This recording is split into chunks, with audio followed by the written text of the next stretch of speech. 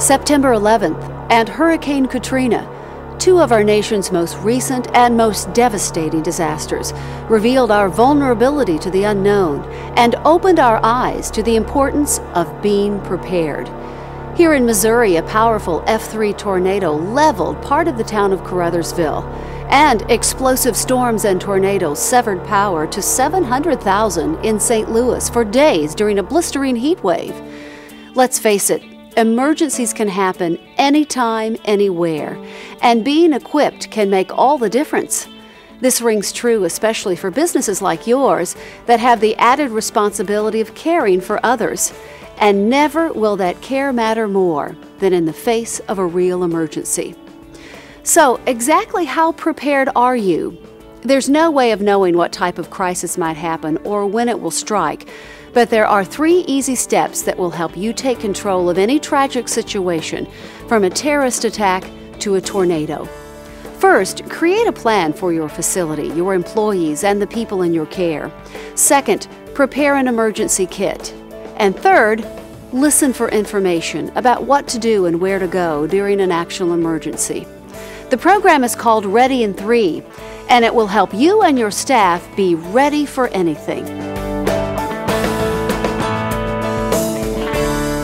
The first step in emergency preparedness is to create a plan. Missouri licensing requires that you have an emergency plan for fires and tornadoes. But what exactly should your plan entail? Well, your emergency plan simply spells out what steps you will take and what steps you will teach your staff and residents to take in a crisis situation. No one else can write your plan for you because every facility in the state is unique. Let's hear how a few of your peers are ensuring the safety of their staff and clientele. I think it's very important to be prepared. We're taking care of people's lives. It's just imagine if your mom was here, and what would you expect me to do as her responsible party? What's important and challenging is the fact that a lot of people that are within long-term care institutions have a cognitive impairment. We do fire drills so often they all just know as soon as that fire alarm goes off, they're out the door. It's very important and very good for that to be a routine thing for them, that they're so used to doing this that they won't even think twice if it really does happen. We got to practice the drill a lot more frequently than we do in other places. And the reason why I say that is because the staff turnover rate in long-term care facilities is very high. So ensuring everybody is on that same page is important. We have a sign-in sheet that as everyone walks into the building, they sign in for the day. And so one of the first things that one of our staff will do before they leave the building is to grab that sign-in sheet so that we can account for everyone once they get outside the building. One of the men here at the house, he is hard of hearing. He also has beginning stages of Alzheimer's and has developmental disabilities. So one of the challenges with him is with the drills, him knowing what we're doing. Tornado drills will show him a picture of a tornado so that he knows what we're talking about, and then we can show him where he would go. One of the other things he has is a bed shaker in case he is sleeping and he wouldn't hear the alarm. Then if he's in bed, it would shake and he knows that's part of the alarm. He knows you have to get outside. The challenges are mobility. With canes, with walkers, some with wheelchairs, that they're not going to be able to move as quickly. Everyone before they left, we had name tags on everybody and on wheelchairs, on jerry chairs, and charts obviously are labeled. Their pictures are in all their charts. So we have faced problems with evacuations in the past when people were moved from, say New Orleans here to Missouri and had nothing with them. They were not aware of what medications they were on. They did not know what their diagnosis was. We tried to develop a system wherein we can have the medical information with the patient at the time of transition. Even the drug list that the nurse is carrying with her might be something that we can send with the patient when they transition. Security doesn't mean, just having them, in a place where we know they're away from the disaster or the zone of danger, but at the same time ensuring the security of their treatments, which will ensure how well they do and how well they feel. To create your own emergency plan, start by placing someone in charge of coordinating preparedness planning. Larger facilities may even assemble a committee. If this is your job, you should begin by thinking about the space around you and how you would react to possible crisis. Consider emergencies that could occur within your facility. Then consider what could happen in your community. Think about how your staff and residents could handle a power outage, even one that lasts for days or even weeks. If your facility's critical information is computerized, do you have an uninterruptible power supply unit and a battery backup system that kicks in if you lose electricity? And how about if you lose your plumbing and your water supply? You probably already have medical information and emergency contacts for every person in your care, but this is a good time to double check. And where is that information kept? It is crucial that this information reside not only within your facility, but it also needs to be accessible in case of an evacuation. It's suggested that you keep this information handy on cards or documents listing participants' full names, family contact information, birth dates, physicians, food and drug allergies, and information regarding any necessary medications or conditions. We have people change day by day. We have people that go out to the hospital. We have people that are admitted every day, and it changes constantly. So what we're going to be implementing is to print our emergency contact list every week so that in case of an emergency, we have something that we can have at our fingertips every week that is absolutely accurate. Along with your patient emergency information, you will need facility contact information for administrators and staff, as well as numbers for your local and state health department contacts, utilities, and points of contact for local hospitals. And be sure to update this at least twice a year to keep it current. Larger facilities may want to create a facility plot plan that shows the footprint of all of the buildings, utility connections, and outlets to nearby roads, along with a description of the campus and facility services. Once you have gathered all these documents together, you will want to put them into a comprehensive manual and keep it in an easy-to-find location.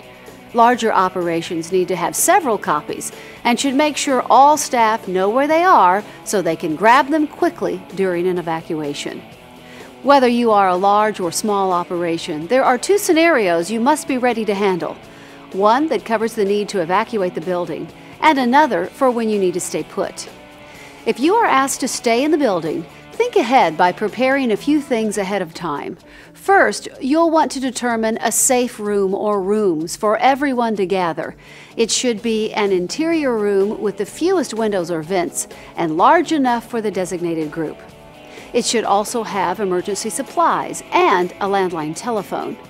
Other emergencies might call for an evacuation of the premises, forcing everyone to gather at a meeting place outside. You should decide on two alternative locations, one nearby and one farther away.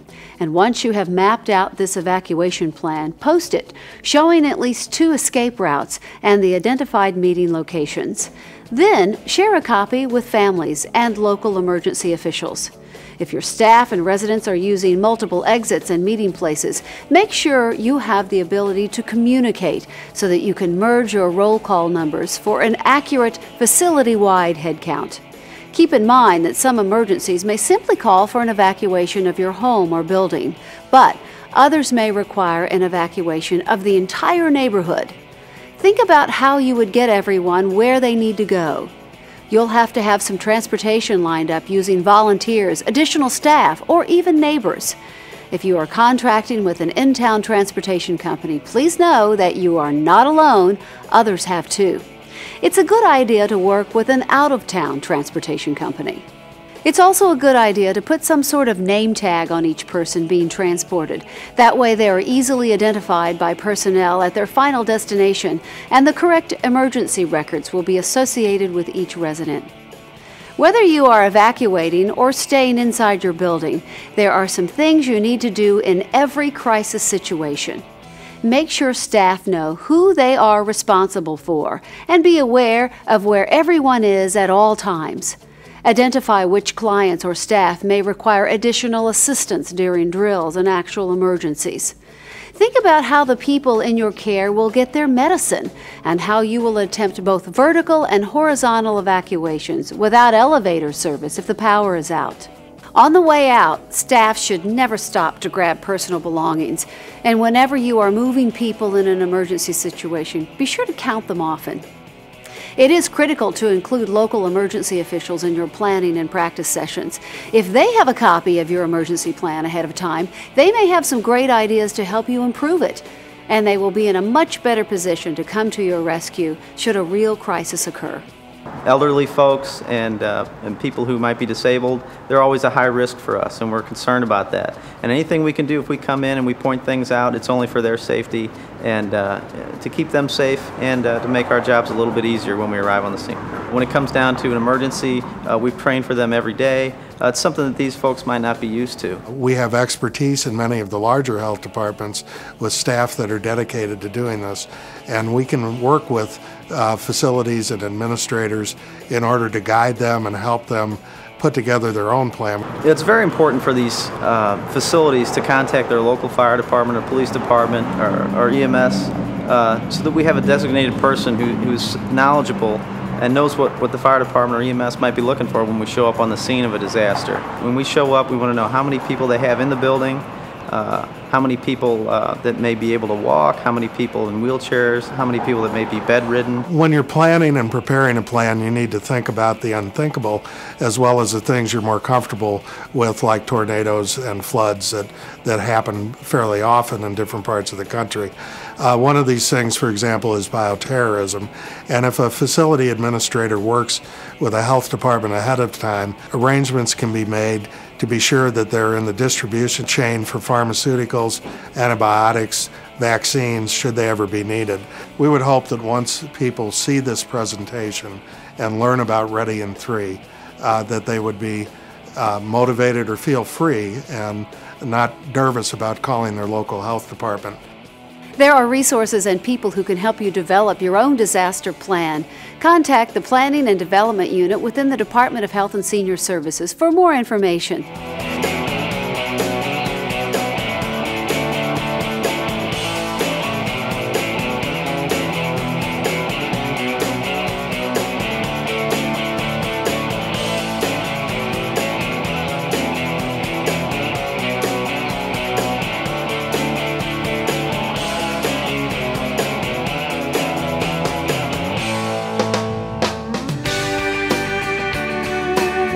The second step in being prepared is to prepare an emergency kit. Large facilities will need several kits, and they all should be ready for the staff to grab and go in case your facility is evacuated in a hurry. Each kit ought to include your all-important emergency manual and copies of your emergency plan and facility contacts, residents' medicine and special consideration documents, and contact information for their loved ones. Kits should also be packed with first aid supplies, sanitary items, flashlights, portable radios, batteries, and two-way radios or cell phones. In addition to these evacuation packs, it's also a good idea to store emergency supplies in your designated safe room. Again, you'll need your manual with facility and resident information, a first aid kit, blankets, a battery-powered radio, flashlights, and extra batteries. And don't forget about personal hygiene and sanitation supplies like toilet paper, paper towels, wet wipes, and plastic bags. You'll also want to have enough non-perishable food and water to last staff and clients for at least 4 days. That's 1 gallon of water per person per day. This really should be commercial bottled drinking water and should be replenished at least once a year to keep it fresh. When it comes to the non-perishable food, consider food allergies and keep a supply of disposable bowls and utensils, along with a manual can opener. You may even want to include decks of cards, magazines, and other fun items to keep everyone busy and keep their minds off the crisis at hand. In general, you may want to consider installing carbon monoxide detectors in addition to the required smoke detectors. And be sure to check them often. Ensure that fire extinguishers are properly charged and easy to reach. You might even consider having a generator professionally installed and maintained for backup power.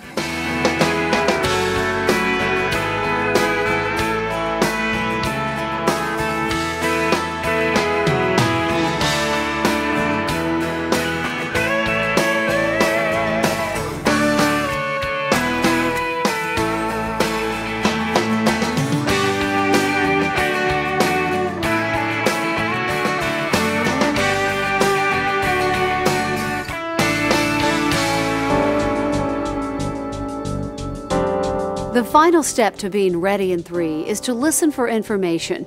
You can trust that our public officials have plans in place for these types of situations and are monitoring our safety 24/7.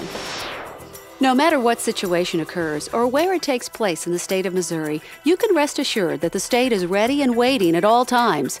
The DHSS Department Situation Room is the central location for monitoring and reporting potential problems 24 hours a day, 7 days a week. All local public health agencies, doctors, hospitals, and law enforcement know to call the emergency hotline anytime if they suspect there is a public health emergency or bioterrorism event. This computer system tracks the emergency rooms in hospitals all across the state, and folks here are constantly monitoring many different things, ready to determine when they have an emergency on their hands. Should a crisis arise, Missouri's Department of Health and Senior Services works with the FBI, Homeland Security, the State Emergency Management Agency, local police, and others, including the governor, to determine the best response. The state of Missouri has plans in place for all types of crises, and state officials have conducted many practice drills for everything from chemical spills to lots of people getting sick and needing medicine at one time. But no matter what type of emergency, a few things stay the same. The experts here always work with state and local law enforcement and also notify TV, radio stations, and newspapers. PSR to OPI, over. That's why it's important for everyone to listen for instructions. It's good to know that local, state, and federal agencies have plans to protect and inform us all, but it is up to you to listen and respond. Equally important is your willingness to listen to the people in your care. Unfamiliar places, first responders, and activity that is not routine may be a little scary, so closely monitor their behavior during an emergency and during practice drills. And watch for the following signs of stress. You do want to look for depression. You do want to look for people with a vacant gaze. You want to look for people who are getting, their respiratory rate is increasing. You want to look for people who are looking thirsty. Their mouth's looking dry. They're not able to speak. They're getting tearful. Those are normal reactions that can happen to a panic situation or a disaster. You want to anticipate that this is going to happen and make sure that you're making everyone comfortable, secure. Let them know that you're there for them and that we're going to be doing a certain thing, and repeatedly telling them, this is where we're going. We're going to get in the bus. Okay, there's been a little trouble. I think the important thing is reassuring people, letting them know what's happening, and then keeping the familiarity of the environment intact. Many times we just assume that someone's got dementia or they've got cognitive impairment. They can't understand anything that's happening. And fortunately, they do understand what's happening, and not all faculties of an individual are lost just because they have dementia. So we need to let them know what we're doing.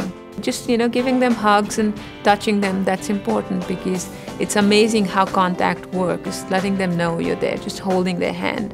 They might not be able to understand your words, but how you touch them makes a difference. Family and friends will be the best source of information on their loved one's likely reaction to a crisis. So again, it's important to discuss emergency preparedness with them. And remember, the people in your care will take their lead from you and your staff. So if you remain calm, so will they.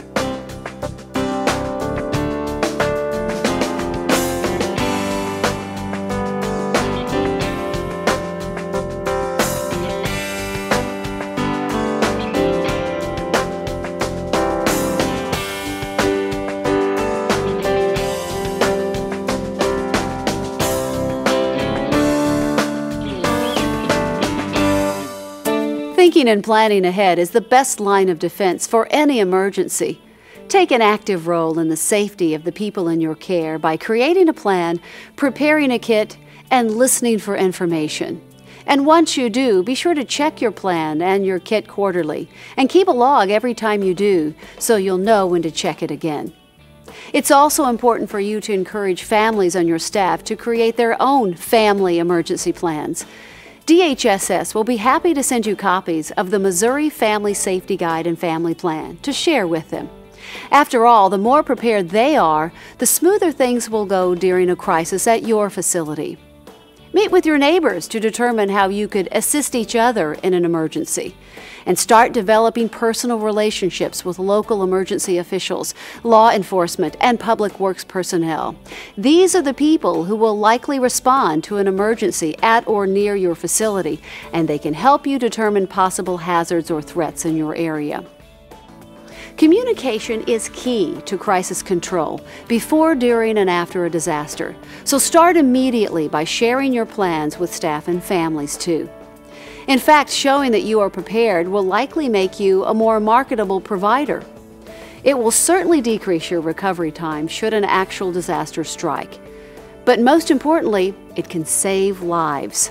So remember to stay alert, because you can't predict when or where an emergency will happen, but you can be ready in 3.